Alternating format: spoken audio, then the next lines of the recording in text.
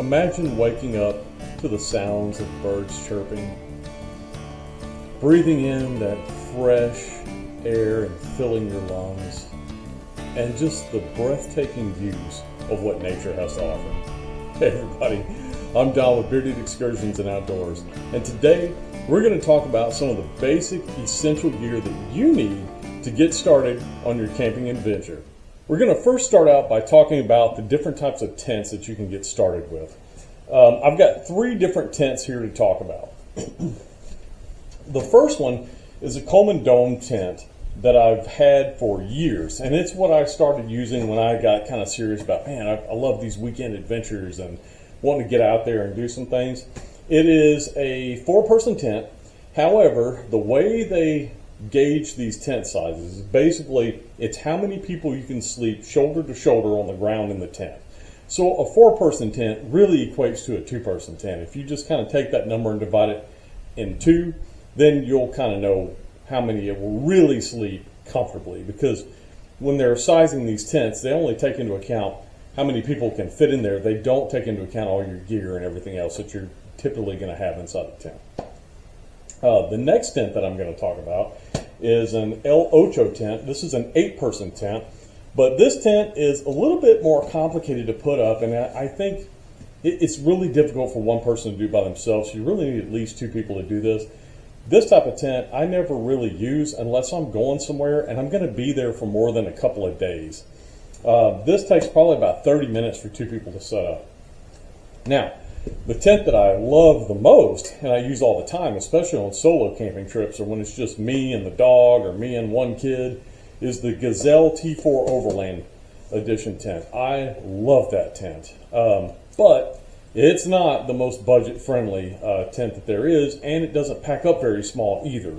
But whenever I went out to the Davy Crockett National Forest here not too long ago, I got there super late at night, and it was pitch black. I just had the lights on the Jeep, and I was able to set this thing up in like 90 seconds. It was super quick, and it made a world of difference when I got there late. But like I said, it's not very budget-friendly, and it's massive. I mean, you can see it takes up like the whole length of the bed of the Gladiator.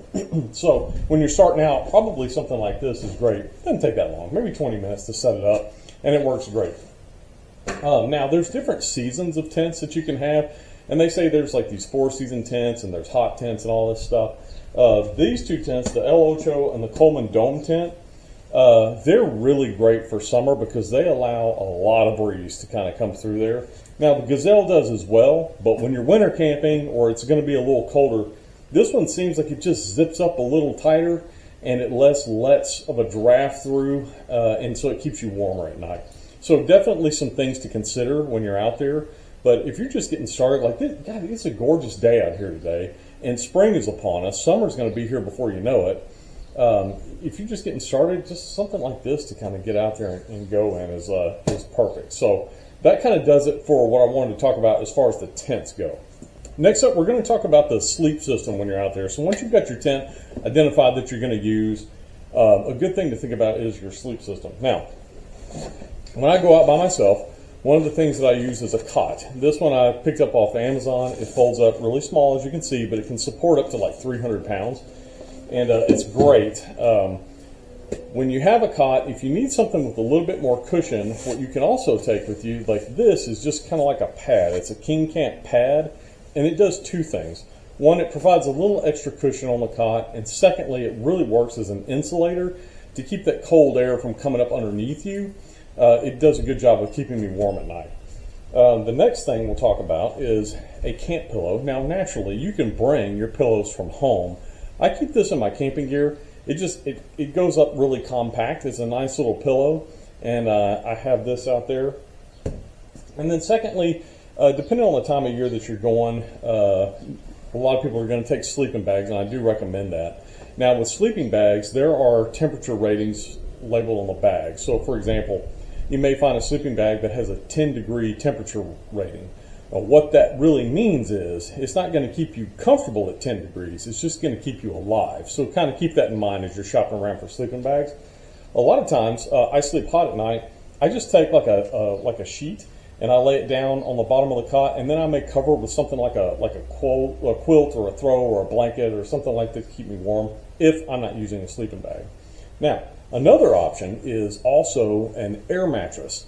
The wife and I, when we just went to Big Bend National Park, we took a queen size air mattress because we knew we were going to be camping for 4 nights and 5 days, and we wanted to be comfortable. So we took that air mattress, and we have the big sleeping bags that join together, and we had this blanket on top, and we stayed warm and snug as a bug in a rug all night long. So it makes all the difference in the world. So however you think you're going to be the most comfortable in your sleep system, that's how you need to set it up. But a basic cot and a sleeping bag, man, that will do the trick. Another option, I've never done it, but I've always been kind of interested in it, is some people will have these hammocks that they can string up between a couple of trees, and they sleep in it overnight. And they say now they've got hammocks with like mesh to keep the bugs out, and it's got flies you can put over the top of it, rain flies to keep the inclement weather out. So it's definitely something that you can do as well, especially if you're looking for space, man. A hammock just packs up super small, and it's super, super easy to deal with. So there you have it. That's kind of what I use in the sleep system. On to the cooking stuff. Now, the type of camping that I love to do the most is disperse camping, and that's where you go out, you take everything with you that you need, and everything that you take in, you bring back out with you. And I love that style of camping because there's not a lot of people out there, and so it's great. But if you do any type of camping that you like, that's the important thing. If you get out there and you have fun, that's the main thing. So we're going to kind of go over the gear that I take with me when I do disperse camping as far as cooking goes. First up is a water container, because typically the places that I go, there's no access to fresh water. So this is a 7-gallon container that I got off of Amazon, and I keep water in here. It's good for like washing dishes and making a pot of coffee and that type of stuff. I also carry bottled water with me as well for drinking and whatnot. Next up, carry paper plates, paper bowls, those type of things that you may need out in the woods that you're going to use. You think about that stuff, because you know, if you forget a plate, I did that one time. Then you're just kind of like at the mercy of however you can eat your food, right? Next is I got a really good deal. This is a GSI camp kitchen kit, and normally these things are very expensive, like upwards of $50 or more. But I found it at Costco, and it was on sale for like $20. So this thing's got everything you need in it. If you take a look, it's got spatula, a ladle, tongs, a little jar that'll hold 4 different types of seasonings, a paring knife, a chef's knife, a cheese grater, a cloth for drying your dishes, and then it has 4 really good plastic knives, forks, and spoons that are all reusable. And tucked away in here, there's a couple of cutting boards. And so this thing is like really a complete kit. The one thing that it didn't have that I went out and bought was just a cheap can opener, because when you're out there and you're going to make a pot of beans or something, you don't have a way to open those, just make sure you have a can opener. I tell you, I've learned the hard way on just about everything. I've forgotten can openers, I've forgotten plates, I've forgotten paper towels, I've forgotten just about everything you can think of. I've been there and done it. So that's just a great kit, and these are the things that I keep in there. This is just another little knife I got off of Temu. It's not really heavy duty enough to carry with me on hikes and things like that, but it's perfect for chopping up vegetables, and so I keep this in there as well. Now then, we're going to talk about the most important part of eating and drinking in the mornings, and that is my coffee. I gotta have my coffee in the mornings. So I have this jar that I keep my fresh coffee in. I have 2 different coffee pots. This pot is very sentimental to me. I absolutely love it. This was my grandmother's percolator that she had for, I have no idea how old this pot is. I know that it's way older than me, and I'll be 50 this year. But I carry this. It makes about 6 or 7 cups of coffee. But then I also have on solo trips when it's just me and I don't need to make that much, I have this French press. This will make like 3 to 5 cups of coffee probably, and it makes a great pot of coffee as well, and it's super easy to clean, so I love that.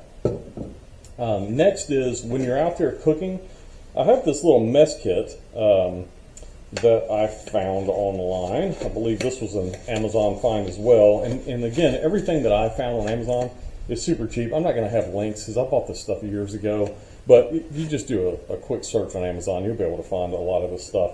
but it packs up very small. You have a skillet that kind of goes on the bottom, right? And then you've got like a bigger pot with a lid on it so that you can cook some chili or something like that. It has like a little wooden spoon for cleaning. It's got a sponge. It's got a spork so you can eat with. It's got like a ladle for serving spoon.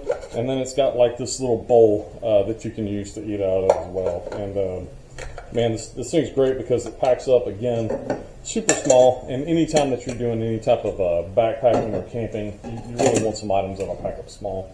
Lastly, as far as the cooking essentials go, I have this skillet, cast iron skillet, extremely versatile to use out in the woods, and it pairs nicely with what is this Magellan gas-powered camp stove that I have. It takes like the little green propane bottles. I actually have on the Gladiator a 5-pound bottle mounted to the bed rack, and I have an adapter hose that runs to it. But if you have just a cheap stove like this, it'll run off those 1-pound propane bottles. In fact, I've been seeing a lot of cool things online now. They even have like these fold-up camp stoves that just run off of twigs. So if you're really into backpacking, that packs up really small. You can take that with you. There's single burner stoves that you can get. And of course, they have the great huge products out there like the Jet Bull, Genesis, and all that type of stuff, and super fancy. But again, I don't spend a lot of money on the stuff. This Magellan stove I've had for years, and I won't replace it until it fails me. So there you have it. That is some of the basics that you need for cooking essentials. Okay, now we're just going to get into some of the additional basic tips and things that you may want to have along with you. And probably the most important thing to carry with you is a first aid kit. I was in a situation last year, excuse me, in September, and I was putting together my collapsible fire pit that is metal. It has these metal blades that kind of fan out, and it forms like a concave shape that you can put the fire in. And as I was doing that, I didn't have gloves on. I sliced my finger open, and I was in the middle of nowhere, folks. So it wasn't a super deep cut, but it hurt. And luckily I had this with me, so I was able to kind of doctor myself up, bandage it, and go on about my way. So definitely something that you don't want to leave behind is a good first aid kit. And this one, again, was on Amazon, super cheap. And it's got everything in it you can need. Plenty of bandages, burn relief gel, all kinds of stuff. The next item that I want to talk about, this is also very versatile. This was another Costco find. I got this thing for 19 bucks. It was on clearance at Costco. And this thing is, man, I love taking it because it packs down really flat. But it's just very versatile. I can use this on the ground as a prep table while I'm cooking, as additional space. Main thing I use it for is inside the tent. I almost use it like a nightstand. I put my phone when it's charging, and I can put a lantern up there. And it just makes things like super, super easy.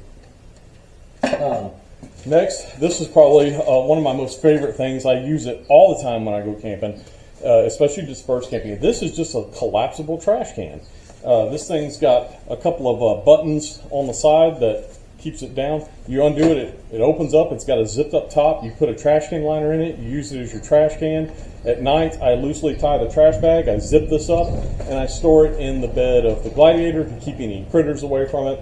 And it is invaluable to have. Secondly, with disperse camping, I have a potty tent and collapsible camp toilet. And it has biodegradable bags to collect everything in. And man, it's just so nice to have out there, especially when you're out dispersed camping. Now keep in mind, if you're not doing dispersed camping and you're going to campgrounds and things like that, you don't need the trash can, you don't need this. But this is just kind of the essential gear to get started. It's the stuff that I use. And so I think that probably when it comes to YouTube channels, I'm probably the most budget-friendly YouTube channel out there because I don't have top-of-the-line anything. Even my Jeep Gladiator is not top of the line. It's not a Rubicon. It's the Willis Sport Edition. But it does everything I need it to do, and it gets me where I want to go. And I have a blast camping out there and just and under the stars. So probably the last thing, really, that we can talk about is just the location that you choose. Whenever you're thinking about camping, if you're just getting into it, I would recommend stay local, stay close, because if it's something that you've never tried before and you don't know if you're really going to enjoy it or not, it's worth it to be close enough to home that if you get out there and you're like, man, I am miserable, it's too hot or too cold or whatever, you can make the trip back home and it's not a big deal. But pick your location wisely. Also, pay attention to the weather. I camp in all types of weather. You guys have seen videos. If it's raining, I don't care. I'll get like 24 degrees. I don't care. I'll camp in that too. So I just enjoy it, and I enjoy the challenge. But pay attention to your weather reports and pack appropriately. You know, if it's going to be a ton of rain, you know, pack your rain boots, pack clothing that you need that can handle that. Same thing for cooler and warmer temperatures. Just pack accordingly. When we were at Big Bend, the weather changed drastically from night to day. Like at night it dipped into the 30s, and in the daytime it was well into the 80s. And so we packed warmer clothes and summer clothes, but we packed our sleeping gear as a way to keep us warm because we knew it would be cooler at night. But yeah, it's so fun. I encourage you, just get out and explore. You know, it's like the bug that gets you. When you get that camping bug, you want to know, when's my next trip? When am I going to get out next? That's the way I feel for sure. And I've told you guys this before. Like, I feel very connected to God. I would love to get out in nature and just experience God's beauty. And I absolutely enjoy it. So we're getting close to the end of the video here. So, you know, guys, I am trying to get to 500 subscribers. And I'd love to do that before the summertime. So check your subscription status. If you have not yet subscribed to the channel, please do so. If you think you're subscribed, check anyway and make sure you didn't accidentally get unsubscribed. I know that happens from time to time, but I need your help to get there. So smash that like button, smash the subscribe button, hit that notification bell so you know anytime I upload some new content. And I can't wait to get back out there on the trails. I can't wait to get back there at the campsites. And so until the next video, I'll see you guys at camp. Safe travels.